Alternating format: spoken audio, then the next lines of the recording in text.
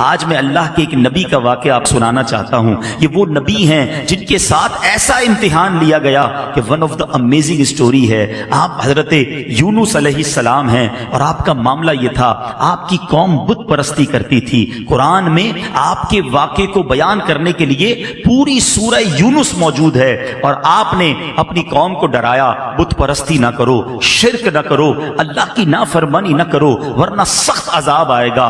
قوم کہتی کہ وہ بت پرستی کرتی تھی, آپ کی بات مانتی نہ تھی. آخر کار آپ کی قوم کو آپ نے کہہ دیا بس اب عذاب آنے ہی کو ہے, کسی وقت بھی عذاب آ جائے گا, اب اللہ کی طرف سے عذاب آنے والا ہے. قوم نے کہا, پلاننگ کی, حضرت یونس پر نظر رکھو, اگر یہ ہمارے شہر میں ہیں تو عذاب نہیں آئے گا, جس دن یہ شہر سے نکل جائیں سمجھ لو عذاب آنے والا ہے.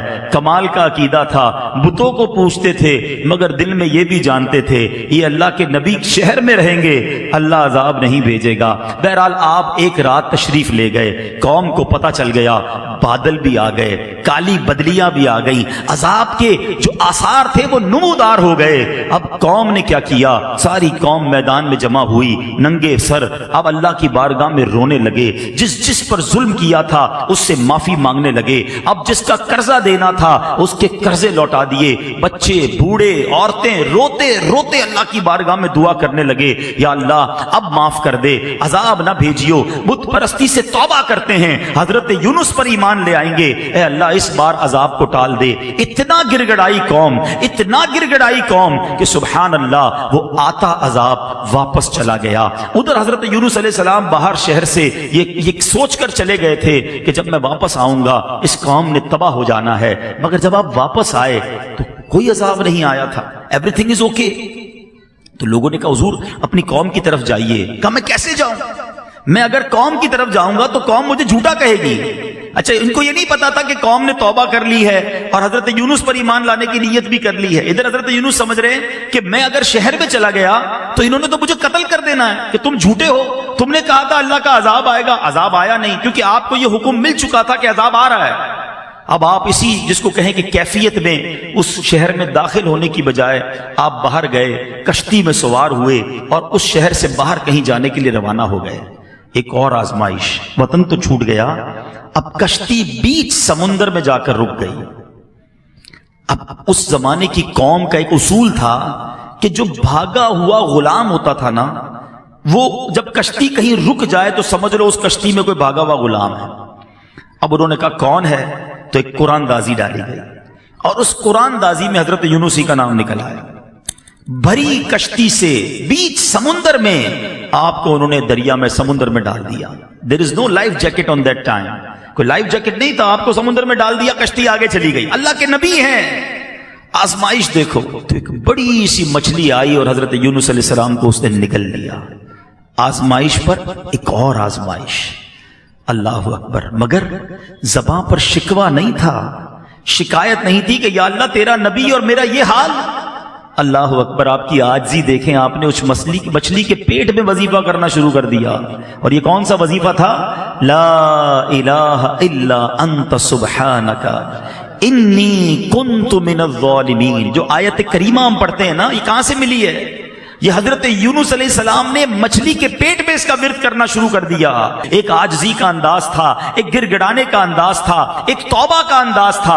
آپ پڑھتے رہے, مچھلی کے پیٹ میں رہے, کئی دن مچھلی کے پیٹ میں رہے. اس مچھلی نے آ کر کنارے پر آپ کو اگل دیا. اب جب آپ کنارے پر آئے, کمزور ہو چکے تھے, جلد بھی آپ کی بالکل نرم ہو چکی تھی, کھڑے ہونے کی بھی ہمت نہ تھی. اللہ کی شان دیکھیں, اللہ نے وہاں ایک کدو کی جو بیل تھی, ایک چھوٹا سا پودا آپ کے قریب اگ گیا, اسی سے آپ کو خوراک ملی, انرجی ملی, صحت ملی. اور کچھ دنوں کے بعد جب اپنے شہر آپ واپس آئے تو لوگوں نے آپ کو بڑی عزت کے ساتھ ویلکم کیا, آپ پر ایمان لائے اور ہنسی خوشی وہ زندگی گزارنے لگے. میرے میٹھے اسلامی بھائیوں, میں نے یہ واقعہ آج کیوں بیان کیا؟ There are two reason. پہلا ریزن تو یہ ہے کہ قرآن سے محبت بڑھے, لوگ تلاوت قرآن کریں, سمجھیں کہ اللہ نے کیسے کیسے واقعات. آج اپنے بچوں کو بٹھا کر لوگ پتہ نہیں سنڈریلا اور امبریلا کی سٹوریاں سنا رہے ہوتے ہیں. ارے بچوں کو قرآن قرآن کے واقعات سناؤ، بچوں کو نبیوں کی باتیں بتاؤ. پچھلی قوموں پر جو عذاب نازل ہوئے اس کو بیان کرنے کا قرآن میں ایک مقصد علماء نے یہ بھی بیان کیا تاکہ تم ایسا نہ کرنا، تم یہ غلطی نہ کرنا. دیکھو پچھلی قوموں میں کسی نے معاذ اللہ بدکاری کی، عذاب آ گیا، جھوٹ بولا، عذاب آ گیا، ناپ تول میں کمی کی، عذاب آ گیا، بچوں کے ساتھ برے فعل کیے، عذاب آ گیا، بت پرستی کی، عذاب آ گیا. ایسے ایسے عذابات ذکر کیے گئے کہ دیکھو تم یہ نہ کرنا. مگر آج ہم قرآن پڑھتے ہی نہیں ہیں تو سمجھیں گے کیسے کہ کیا کیا نہیں کرنا ہے. بدقسمتی سے اگر آپ یقین کریں، تھورلی دیکھیں نا، تو پچھلی قوموں نے جو ایک ایک گناہ کیا، ایک ایک غلطی کی اور عذاب آ گیا نا، آج ہمارے اندر وہ ساری غلطیاں نظر آ رہی ہیں. یہ تو یقین کریں ہم نبی پاک کے امتی ہیں، یہ سرکار علیہ الصلوۃ والسلام کا کرم ہے کہ ہم پر اس طرح آسمانی عذاب نازل نہیں ہو رہا. لیکن دیر از اے ڈے، ایک دن تو ہے نا جس دن جواب دینا ہے. پھر ایک دن تم سے ہر نعمت کے بارے میں سوال ہوگا. ادھر کیسے جواب دیں گے کہ قرآن میں بتایا تھا جھوٹ نہ بولنا، قوم عذاب میں گرفتار ہو گئی. قرآن میں بتایا تھا ناپ تول میں کمی نہ کرنا، میں نے اپنا عذاب ان پر بھیج دیا. قرآن میں بتایا تھا بدکاری نہ کرنا، اس قوم پر میں نے اپنا عذاب نازل کیا. پڑھتے تو جواب دیں گے نا. تو پلیز یوں نہ کرو، قرآن سے دوستی کیجیے، قرآن کو تھام لیجیے، قرآن پر عمل کیجیے. یقین کریں لائف بہترین ہو جائے گی. اور اب دوسری بات جو اس واقعے سے سننی ہے کہ حضرت یونس علیہ السلام کے اس واقعے سے سیکھنا کیا ملا؟ صبر. کیسا صبر تھا. آپ سوچیں اللہ کے نبی ہیں، وطن چھوٹا، کشتی سے پانی میں ڈال دیا گیا اور مچھلی نے پیٹ میں نگل لیا. ان تمام باتوں کے باوجود زباں پر شکوہ نہیں تھا. مگر آج چھوٹی چھوٹی تکلیف پر، چھوٹی چھوٹی آزمائش پر زبان پر شکوے ہیں، شکایتیں ہیں. ہمارے ایک بہت اچھے دوست ہیں، ان کے والد صاحب کو جب فالج کا اٹیک ہوا میں ان سے ملنے گیا. فالج کے اٹیک سے وہ ٹھیک ہو گئے، باتیں بھی کر رہے تھے، اللہ نے کرم کیا. مگر ایک پرابلم باقی رہ گیا.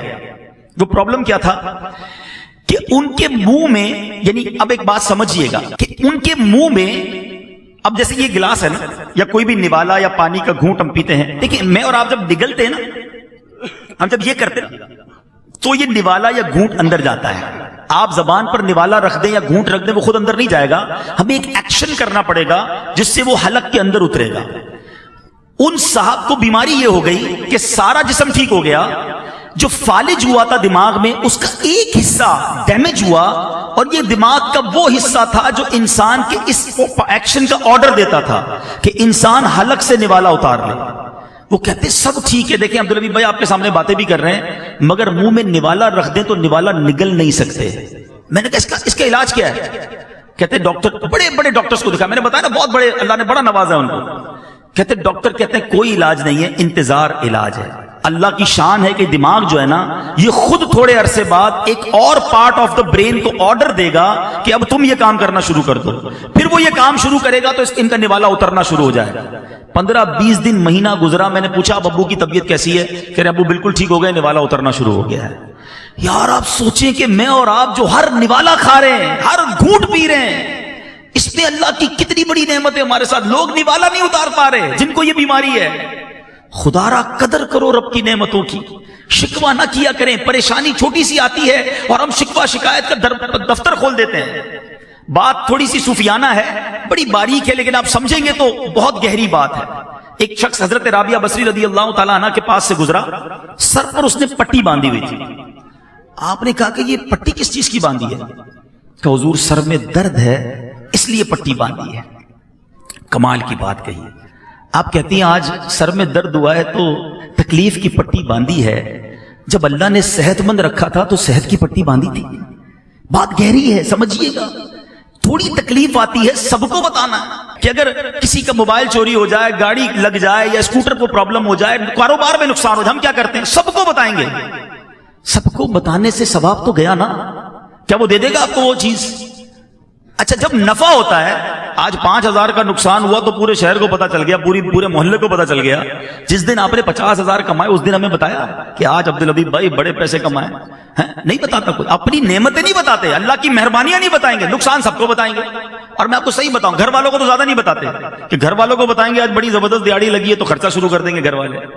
تو یہ باتیں بھی نہ بتائیں. اگر مشکل آ گئی ہے نا، صبر کریں اور اس کا ثواب کمائیں۔ تو حضرت یونس علیہ السلام کا جو میں نے آپ کو قرآنی واقعہ سنایا، یہ میسج دیتا ہے کہ آزمائشیں آئیں گی، پریشانیاں آئیں گی زندگی میں، صبر کرنا، آزمائش پر صبر کرنا، اللہ کی ہر فیصلے پر شکر کرنا، جو دیا اس پر اللہ کا شکر ادا کرتے رہنا۔ قرآن میں رب نے وعدہ فرمایا ہے تم میرا شکر ادا کرو میں تمہیں اور عطا فرماؤں گا۔ آپ شکر تو کریں، جو بھی دیا اس پر شکر کریں۔